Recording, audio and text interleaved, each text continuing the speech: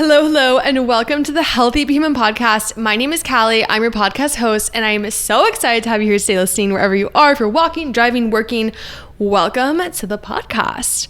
Okay, I'm so excited because on today's episode, we are starting a brand new series. I've actually never done a series before on the podcast, so I'm really excited for this.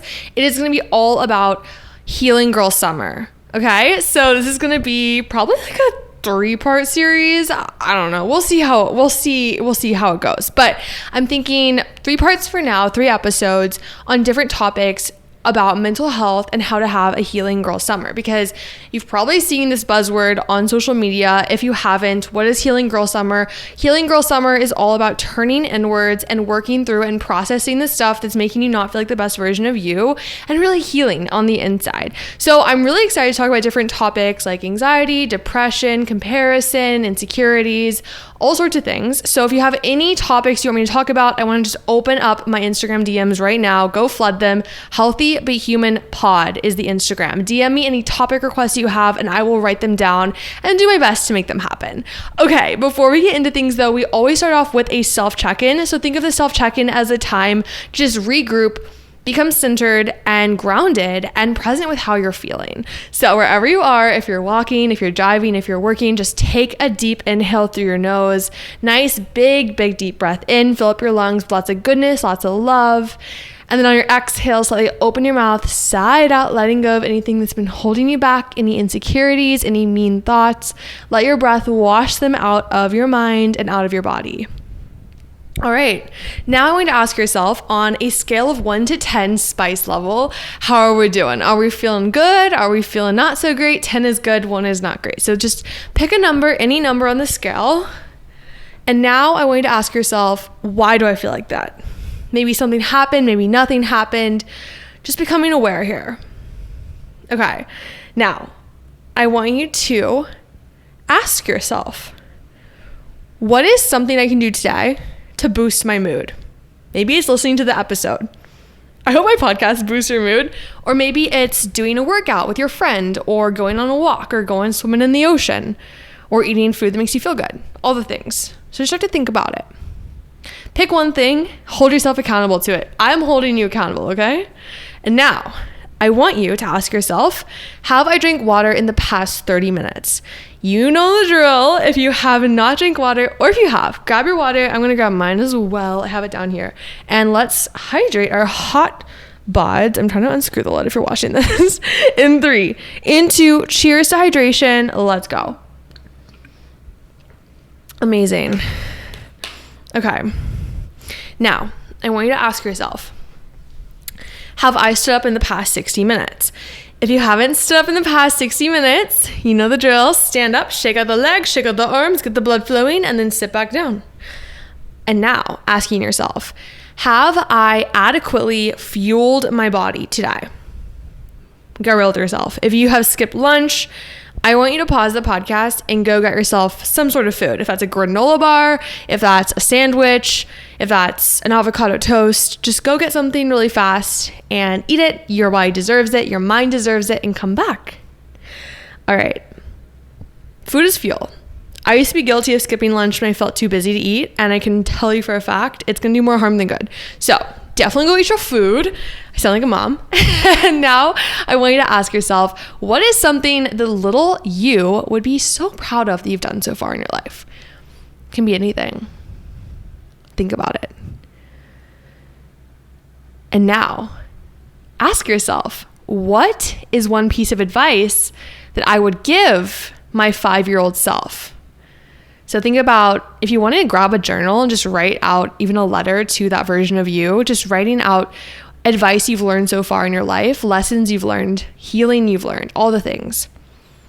And we're going to do an entire episode on journaling, I've decided. I feel like journaling is something that's really cool, and a lot of people don't really know how to do it. And so I got a couple questions about journaling. So we'll have to do a whole episode on journaling. I don't know if it's going to be this time or what time, but we're going to do it, okay? And final question, I want you to set for yourself a promise. You know the thing you've been resisting, okay? We all have that thing we've been resisting to do. Maybe it's going and, I don't know, gain a new license. That's always not the funnest thing, the DMV. Or maybe it's going to the grocery store and buying groceries. Or it's starting that business. Think about what you've been resisting, and I want you right now to make a promise to yourself that you are taking the first step today to getting that thing done, okay? All right, I hope we're feeling good. I hope we're feeling checked in and proud of ourselves, because you have a lot to be proud of, my queen. I'm telling you. I have so many updates. Or do I? I feel like every episode I'm coming in here, I'm like, I have so many updates, and then I am thinking about like, what is new with my life? And I'm just like, I can't even remember last week. Time is flying. It's crazy. Like every day is flying in the craziest way. Wow. I don't know. This is like, can someone tell me if I'm alone in this? But after college, I just feel like time is moving at a different speed, and it's really weird, and I don't know how I feel about it. But anyways, enough of that discussion. Updates. I got this really cute mug. If you're watching on YouTube, you can see. I'm trying not to spill my coffee on the computer, but it says "Worship While You Wait." It's by this girl, All Things Lily Ann. It's her Instagram. Super cute. I got this mug and I'm currently obsessed with it. And then other things, I got my hair done. That was fun. And if you're wanting to go blonde, typically what I do for my hair is I got a full set of highlights, but sometimes I get a partial. And then the toner I get is icy toner, because in Florida, the water makes my hair kind of brassy. So I'll tend to go icier, and then it'll slowly get more natural looking throughout the month. But I got that done. That was exciting. Other exciting things, I'm working right now on our challenge for July. So if you didn't know this, I have a Pilates studio. It's called Sweaty Studio. It is a virtual studio, so you can go join it. I would love for you to join it. It's so fun. And every month they have different challenges. And so this month's challenge, well, not this month, but in July, starting July 3rd, our challenge is all about mental health and connecting movement and mindfulness. So the workouts are going to be really fun. I'm filming a couple after I record this podcast. And so the one I filmed yesterday was all about Pilates for if you've been struggling with comparison. And basically I just tied in a bunch of different affirmations into the workout and things to think about and ways to really, really overcome that comparison struggle. So I remember it was like 2 years ago, I was really struggling with my anxiety, and I was on the breach of having a panic attack, actually. And I remember I grabbed my mat and I was like, I'm going to film a Pilates for anxiety workout. Why not? And it was my first time ever filming something like that. And I filmed a Pilates for anxiety workout, and it was kind of just like for myself, to be honest. But after that workout, I felt such peace, such calmness, I was really just brought back into the present moment, and it was really cool. And it made me realize like how much movement and mindfulness go hand in hand.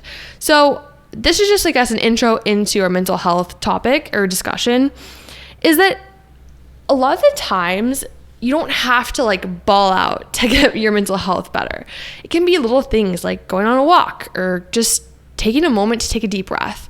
I think a lot of times we live our life rushing around, especially in this just culture. If you live in America, it's a pretty fast-paced culture.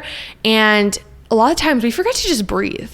So many times I'm eating food and I'm not even breathing while I'm eating. I'm just like inhaling it. And my friend Maddie actually told me, she was like, Callie, because I was struggling with getting acid reflux. And she goes, Callie, you need to make sure you're breathing while you're eating food. And it was the first time someone had ever told me that. And I was like, do I breathe while I eat? And I wasn't really breathing while I was eating. If I was, it was very short, quick breaths. And I started focusing on my breath, and it helped a lot with my digestion. So simple things like that can really make a big difference in our overall just happiness and well-being. So that's really cool.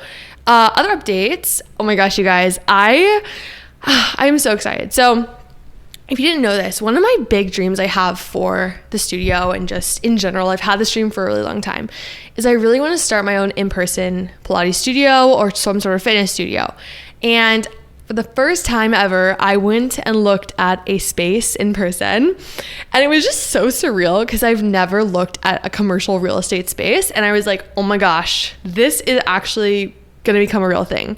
So I know the journey isn't going to happen overnight, and I don't know when it's going to happen, but I'm starting to really think about it, and I've been itching to start something in person. So that's new updates. Also, if you're listening to this on Wednesday when it drops, on Sunday, I am really excited because if you've heard of Young Life, I'm going to be a Young Life leader for the the community that I'm living in Florida, and I'm going to be a leader for Young Life Camp. And I've never done anything like this before, and I'm really pumped as well. So that's going to be new, and I can't wait to update you guys on how that goes and all those things. I'm doing it with John, so he's coming with me, and yeah. You guys, it's been good. It's been a really good past few days. I saw my best friend this past weekend, went exploring in the area. So many good things. Anyways, I hope you're having a great day too. I hope you're feeling really good.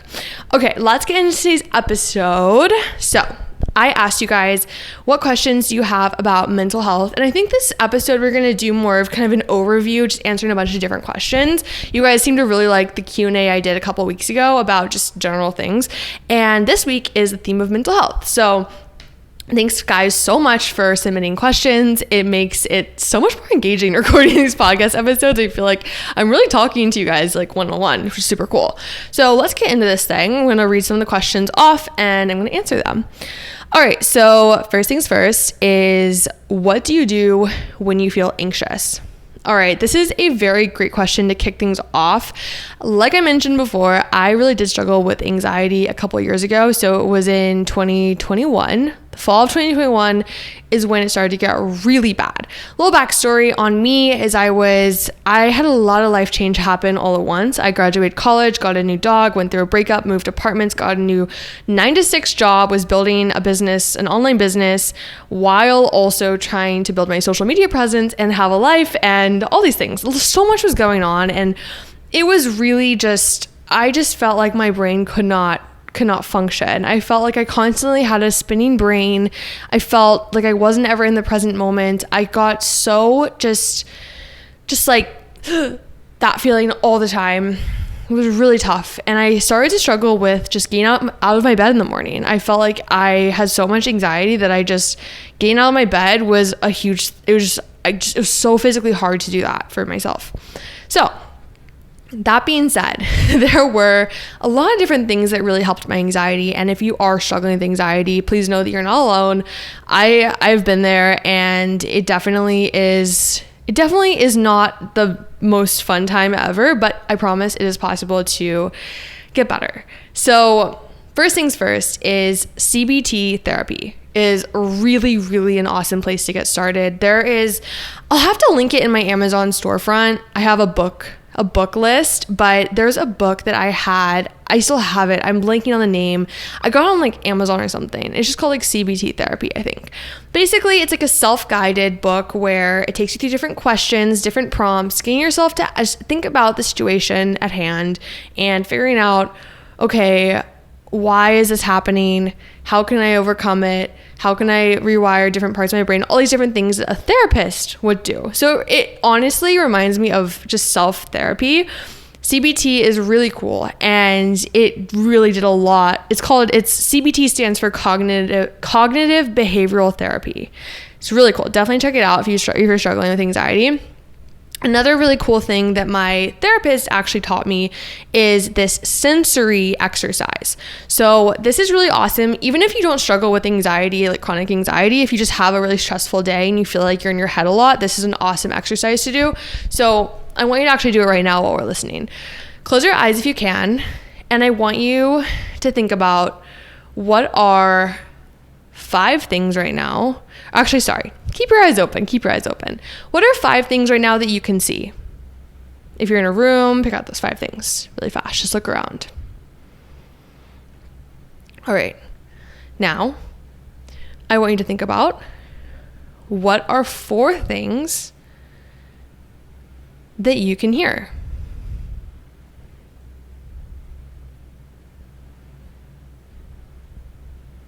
Okay. Now, think about, what are 3 things that you can feel?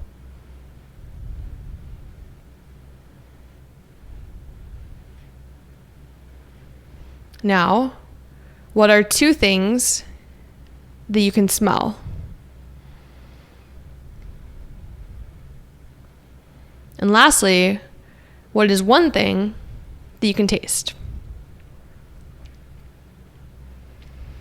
Okay, so this exercise is all about bringing you into the present moment and becoming very present. I hope you feel more present after this exercise. It usually works wonders for me. My therapist taught it to me, and it's great. Another thing that helps a lot with anxiety is boxed breathing. So the way that boxed breathing works is basically so as you're breathing, you want to imagine your breath drawing the shape of a box. So the first breath is you're inhaling through your nose for 4 counts. The line goes straight up. Then you hold your breath for 4 counts. The line's going to go across. Then as you exhale through your mouth for 4 counts, the line goes down. Hold it again for 4 counts. The line goes across. So you're drawing a shape of a box as you breathe. So that's another really helpful technique as well for anxiety. I don't know if it's the Army or I'm not sure who exactly, but it's similar to the Army. I think it's the Army. They use this technique when they're out in the field and they have to calm themselves down. So it's a really cool proven technique that works with anxiety and slowing down your heart rate and all those things. So definitely recommend that as well. And then for me, something that always helps a lot is if I'm having anxiety about just feeling really overwhelmed with how much I have to get done, doing a brain dump is so key. I can't even begin. Basically what I'll do is I'll get a piece of paper and I'll just dump down everything in my mind that is taking up space. And then from there, I can highlight and go in and highlight what things are high priority that I need to get done first. Because typically when I was struggling with really bad anxiety is I would feel like just stuck in the day because I knew I had so much to do and I just didn't know where to start. And if I start something, I'd feel like I had to go to the next thing, and it just was really overwhelming. So this brain dump was something I started implementing when I lived in New York City when I was really in the thick of it, and it was truly so helpful. Something else that has been helping me a lot too in my morning routine is going on a walk with no music, no podcast, nothing in my ears, just myself. And usually I have Axel with me, but honestly, if I didn't have anyone, like no dogs, nothing, it'd be even more effective. Just being very present with myself while I'm walking. And something else I'd love to do too, this is taking it up another level, is going on prayer walks. Seriously, going on prayer walks is so powerful. Talking to God the entire time we're on a walk. So if I go on a walk at like 6 a.m. in the morning, not 6 a.m. That's so early. Maybe 6 a.m. I told you guys on Instagram, was it last night, that I woke up at 5 a.m. and I've been trying to have an earlier morning. So maybe 6 a.m. on some days, but realistically 7 a.m. And usually the sun is starting to rise around like 6:37. So whenever the sun's rising, I'll go on the walk and I'll just start to thank God for a bunch of different things. I'll be like, thank you, God, for the sunset. Thank you, God, for those beautiful trees. And I'll just start to fill my life with gratitude and praise the Lord for it and just worship him and just talking to him and having that conversation like God is literally walking right next to me. That's been really powerful and cool. And even praying over different people that I walk past in my mind, I'll just pray over them. I'll be like, Lord, just bless that person, help them with whatever is going on in their life and all those things. So that's been really powerful. And I share this a little bit in my testimony, but for me, I was actually healed from anxiety. I struggled with chronic anxiety. I'm not going to say like sometimes I still have moments where I feel anxious or stressed or overwhelmed. I think that just happens with just being a human being who's busy. But I will say the chronic anxiety has gone away. And the chronic anxiety was when I woke up every day just feeling extremely anxious for no reason sometimes, and it got out of hand. I was healed from this, and this was really cool. And I will share this story time and time again, but truly, the Lord is so powerful. And basically what happened is the church that I go to, they have people who go to the front who are the prayer team, and they'll pray over different things for you. And they put their hands on me, laid their hands on me, and declared healing from the spirit of anxiety. And when they were praying over me in Jesus' name, this thing, I felt it released from my mind. Like it literally released from my head. And I felt it release its grip on me. And I felt this huge weight lift off my shoulders as well. They were praying for healing for depression and anxiety. And no joke, after that day, that chronic anxiety, no more. So that's a really cool testimony that I have. And I will say that sometimes it's not always healed right away. And I think that's where there is a lot of confusion with just Christianity in general. Is people are like, well, why wasn't I healed immediately? Sometimes it just doesn't always happen right away. And why? can't really tell you. I honestly don't have an answer. I think God has perfect timing, and maybe he wants you to keep going through that tough season of your life for a specific reason, because he's going to use someone during this period of your life, or bring someone to you during this period of life, or use you in a certain way. Like, there's so many reasons that I don't know, but typically when the situation is, that season of my life is over, I can really understand why I was going through that when I was going through that. So that's my little 2 cents on it, but let's move on to the next question. I could talk about anxiety for so long because I went through that for so long. Okay. Next up, let's talk about how to heal after a breakup and not let your mental health fall apart.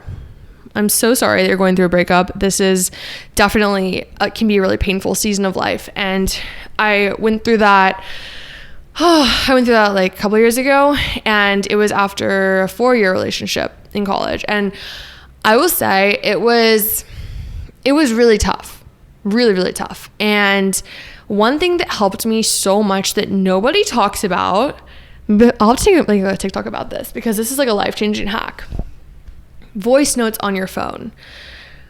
I don't know why exactly this is so powerful and so effective, but I would record on my voice notes just talking how I was feeling, just dumping everything out, letting myself process things during my breakup. This is effective for whatever you're going through. If you're struggling with anxiety, depression, struggling with insecurity, pick up your phone and just talk about it into your phone. Just speak it into the phone, and it's almost like voice journaling is what it is. I would bring my phone into the shower. I might sound like a psychopath for doing this. I would bring my phone into the shower. I would be bawling my eyes out in the shower, just feeling so many feels. And I would just say exactly what I was going through on my phone, or record it into the phone. I haven't actually listened to the voice notes since it all went down, and I kind of am a little nervous too because they're probably really, really intense and heavy. But I felt so much just release from doing this. And if you're not a huge journaler, I mean, honestly, try this. Like, I have a lot of clarity on walks, and I process and have a lot of thoughts come up and out while I'm walking. So I'd voice note and talk into my phone as I'm walking, just to like release it and not let it go back inside of me. I think the biggest thing with going through a breakup is really letting yourself process what's going on. In fact, this is going to sound even crazier, but when I was flying to Hawaii, okay, you guys, you're gonna be like, Callie, you're low-key insane for this, and I totally know. Anyways, I was flying to Hawaii last March, and I've openly talked about this a little bit, but I was taking Adderall like every day. I don't even know. I was struggling with Adderall, and I was taking Adderall, and I remember it was like this 12-hour flight. I was fully planning on working on the flight. I took Adderall right before it. There was no Wi-Fi on the flight, first of all. I did not realize this. I get on the flight, I have taken my Adderall, and you guys, what does someone who takes Adderall do when there's no Wi-Fi? And I'm like, oh my gosh, I'm itching to do something. I journaled for, I want to say 10 hours. 10 hours. But I'm not saying to journal for 10 hours. Like, no one needs to journal for 10 hours. Actually, maybe you do, because it helped me a lot. I journaled for 10 hours, you guys, and had so much clarity and healing from every single relationship I'd ever been in. This is going to sound insane. I wrote down every single person that I had dated, and I wrote down what I'd learned from that relationship, and I wrote down pros, cons, things I learned, things that didn't work, all this stuff, to really just let myself process things and just actually like let myself process those relationships and breakups, because I just pushed those feelings away, and I had bounced to the next thing immediately. And so that plane ride just gave me so much clarity. So if you need to go into your journal and just write down every person you've ever dated and just let yourself like process that relationship, talk about that relationship, look at what's working, what's not working, look at all the themes between different relationships, different trends. Maybe you felt insecure in every single relationship. Why? Maybe there was cheating that was going on in different relationships. Why did that happen? Just figuring out those things is really cool. So that was my little story. But I think end of the day, like, breakup advice, just let yourself process it. And I know this is like probably overused, but just prioritizing prioritizing yourself and your self-care. And I have done the thing from hopping to relationship to the next, hopping from guy to the next, and it doesn't do any good, honestly. Yeah, it's a temporary distraction, but end of the day, I didn't process anything. I had to sit on a flight to Hawaii for 10 hours, for like a 12-hour flight, and journal for 10 hours to actually process years of relationships. And I know it's painful to process things, but pushing the emotions out right away, letting yourself feel the feels, letting yourself talk it through, figuring out what was good about the relationship, what didn't work about the relationship, that's going to allow you to move into the next relationship eventually, knowing so much more about yourself and knowing so much more about who you want to be with in the future. So that's my advice. But your life and your mental health might feel rocky after the breakup, but I promise they're going to get better. And you just got to go through that season of discomfort in order to grow into the next version of you. I always say that. You cannot grow into a better you with just comfort. You got to get out and experience discomfort, because complacency can lead to feeling stuck and being in a funk. Personal experience, unfortunately. Okay. Next up. Oh, I love this question. Things you do daily to protect your peace mental state. Okay. I'm going to list these off pretty quickly because I'm realizing the episode is already almost 30 minutes long. I feel like I can just like chat up a storm. So, things I do to protect my peace daily. I'm not even joking. Morning routine. This is a lesson that I learned the hard way recently, and I talked about this on an Instagram post I made, so shameless plug, go follow Healthy Be Human Pod. And I posted about my 5 a.m. morning routine. I'd always seen the vlogs that were like, my 5 to 9 before my 9 to 5, and I was like, that's so unrealistic, was my immediate reaction. And it was the other night, I was watching Netflix. I was watching I was watching Peacock. Sorry. There's so many streaming platforms now. I can't even keep them all straight.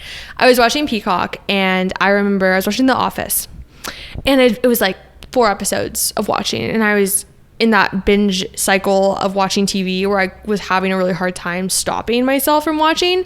It was midnight, and I remember like looking at John, and I was like, one more. And we ended up stopping watching it. And I just had this real like moment of realization where I was like, I am sick of living in this toxic cycle where I'm staying up late watching The Office, watching TV, and then my alarm goes off at 7 a.m. and I snooze it because I'm exhausted, I'm sleep deprived, and I end up skipping my morning routine. Me and John have morning meetings every single day at 9 a.m. for Sweaty Studio, and if I didn't get my routine done before 9 a.m., I would try to squeeze it in after our meeting. And then I would end up feeling really stressed and rushed because it's already 10 a.m. and my routine is usually 2 hours long because I like to do a lot of things in my routine that makes me feel really good. So I realized I was just like, I was over it. And I learned in this moment that it was not loving myself, letting myself stay in this cycle. I was simply being complacent, and I was simply taking the easy path, and it was leading to self-sabotage. And someone asked a question about self-sabotage, and I think it's the first step to healing from self-sabotage is understanding that you have awareness of it and knowing what you're sabotaging and why you're sabotaging. So in my sense, I was sabotaging because I was seeking out comfort of sleeping more, and I didn't want to give up this addiction of watching 4 episodes of TV at night in an unhealthy way to where it was hurting the rest of my day. So anyways, I was like, you know what? It was midnight. I was like, no, it was not midnight. It was like 11 p.m. And I was like, you know what? I am waking up at 5 a.m. tomorrow. No questions asked. Yes, I know I'm going to be sleep deprived. Yes, I know that it's not going to feel good from not getting enough sleep, but I need to do this for myself. So I woke up at 5 a.m. and I had a very long morning routine, and it was absolutely amazing. I made a cup of hot tea. I did my morning devotional and soaking in the Lord's presence. And soaking is when I play this music. It's, how do I describe it? It's kind of like spa music, low key. And it's like meditation music. but it's by this guy, William Augusto. Super vibey, super good. I played it. I dim the lights in my room. The twinkle lights are on, candles are on, I'm under a blanket. I don't know how I didn't fall asleep, honestly, but I'll spend time with the Lord in prayer, and then I'll do my devotional and I'll journal a little bit. And then I did a workout from Sweaty Studio, and then I went on a walk with Axel. I got a chai from one of my favorite coffee shops in the area, and then I went on a super long walk. It was like a 5K. It was crazy. And then I made breakfast, and after that, I went and swam in the ocean. And it was just this super long, amazing routine. And the long-winded answer to the question of protecting your peace is setting boundaries for your morning. Having the time for yourself to really fill your cup is so crucial to setting those boundaries, because if you let other things into your morning that are going to steal from your peace, that are going to cause your mind to be thinking about other things that are not going to fill your cup. Like, let's say worrying about the tests coming up at school, or worrying about the internship. Is your boss going to send you that message in a nasty way, or I approve of that assignment? Is she going to like it? Whatever. I think it's really important to protect your peace. And I've really learned this too as an entrepreneur, is I have so many things going on at once, and a lot of people emailing me, people on social media DMing me, parents, friends texting me. I have a lot of stimulation happening during the day. And if I don't give myself that time to really be present and just fill my own cup, I tend to not have as much to give to other people. So the morning is so crucial, and also the night too. Having a nighttime routine. My nighttime routine is probably 5 minutes long. It's very short, but I unplug at a certain time, and then I'm done. I'm not going to go on my phone anymore, and I'll go to sleep. So it's just giving yourself those boundaries. And even with work too, I mean, as an entrepreneur, every day can be so different. If I don't give myself a boundary, like last night, I did not give myself a boundary. I worked until 8:30. I worked for 12 hours yesterday. Versus if I give myself, okay, I'm working 9 a.m. until 6 p.m. And then after 6, I'm done. I'm giving myself that boundary for the rest of the evening to spend time with John, quality time with John, go to dinner with a friend if I want to, and then having that nighttime routine to just wind down. So it's really important to give yourself boundaries, because no one else is going to give you boundaries but yourself. So that's something I'm learning and I'm working on. I'm not perfect at it yet, but it is something I've really learned as I've gone into the post-grad world, is the power of giving yourself boundaries. Even when I worked my full-time corporate job, I did not give myself boundaries. I would respond to coworkers' messages at 8 p.m. And as a result, they thought that I was available at 8 p.m. and they'd send me messages. And even though there was not an expectation for me to be working at 8 p.m., it got really overwhelming because I felt like I always needed to respond. So being firm with the boundaries, if someone is trying to get you to push out of your boundary, be strong, push back, because you know yourself the best and you know that that's what you need, and they don't know that. So be firm with it and you'll be good to go. Okay, I'm going to answer one more really quick question. And okay, this is about journaling. So we're going to do, actually I lied. We're going to do another episode on that. This one, the question I'm going to answer is, how can my mental health be Christ-centered? I also got a question about, without turning to God, this person is not religious, what do you do when you feel like you aren't enough? So I'm going to quickly answer these two questions in a short way, and I honestly might expand on these further in another episode because they're really good questions.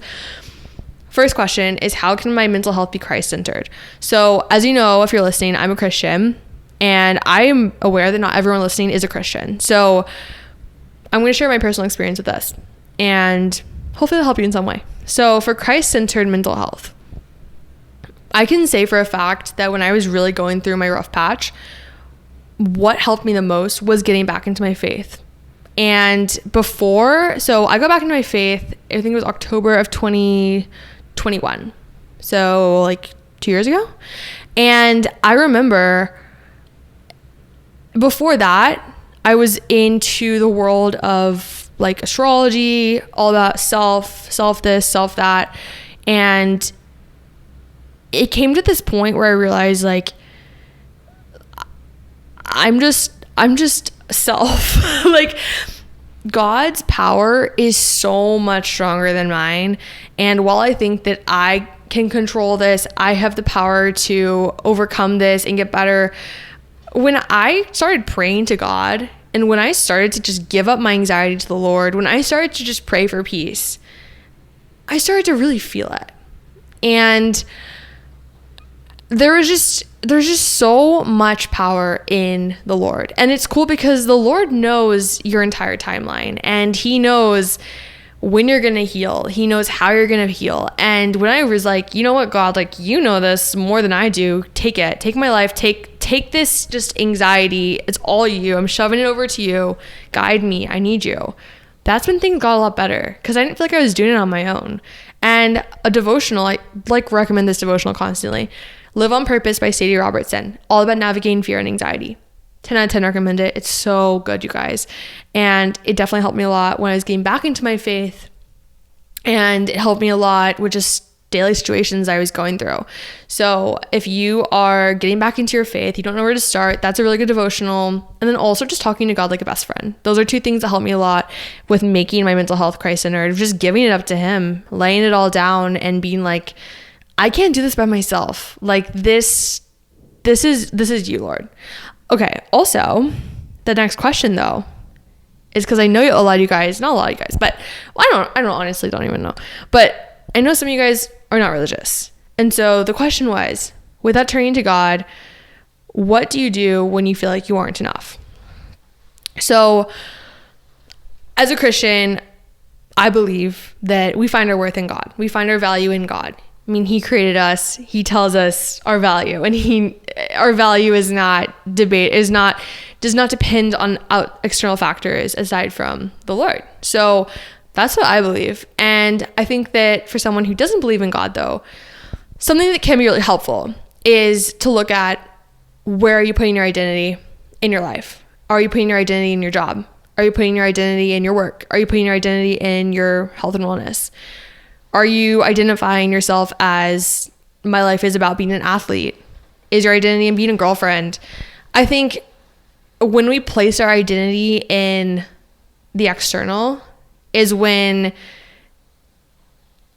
feeling like we're enough and worthy can fluctuate a lot, because we're depending on something that is out of our control to tell us if we are enough. And I can quickly share a story. Like, when I first started being a content creator, I would put so much of my identity in my likes, my comments, my following, how fast I was growing, comparing myself to other people in the field. And this just led me absolutely nowhere, because I cannot control who follows me. I cannot control how many people like my post. I cannot control the amount of comments I got. What I can control is the content that I'm creating, the energy that I'm putting out, the community that I'm building. I can control how I'm building the community, different things like that. I can control what I'm doing. And so putting your identity in someone else's opinion on you, that's going to lead to that feeling like you're not enough. And that's going to open the doors to those lies pouring in about telling you that you're not enough. So I think it's important to look at, where is your identity being placed? And to really, really, I don't know if you guys can hear this, but there's like an actual monsoon going on outside. Anyways, I think what's really important is to look internal. And if you don't believe in God, just understanding that whatever you believe, I mean, you are a beautiful creation, and there is no doubt about that. There is not a single person on this planet that is the exact same. And the odds of you existing are very low. So realizing that you are truly so special and that no one can take that away from you, and seeing yourself as the beautiful piece of artwork that you are, and understanding that just because that person next to you is also beautiful does not mean that you're any less beautiful. So that's my answer to the question, but you guys are awesome, and I appreciate you all so, so much. Thank you for being such a supportive, incredible community, and for sending me questions. Like, it makes this episode so much more fun and engaging, and I hope you love it so much, and I hope this helped you. So part 2 of the mental health series is going to be a little bit more topic focused on one thing. So this episode was just a range of different topics, but we're going to narrow it down and talk about one thing next week. And if you have any suggestions, if you have any comments or ideas, please let me know on Instagram at healthybehumanpod. Other than that, have the best day ever and stay sweaty, keep shining, keep being healthy but human, and and keep taking care of yourself, because self-care is the best kind of care. Also, make sure you tag me in your stories listening to this episode and leave a review and rate this podcast if you love it. All right, I'll see you next time. Have the best day and stay sweaty. Bye, my gorgeous queen.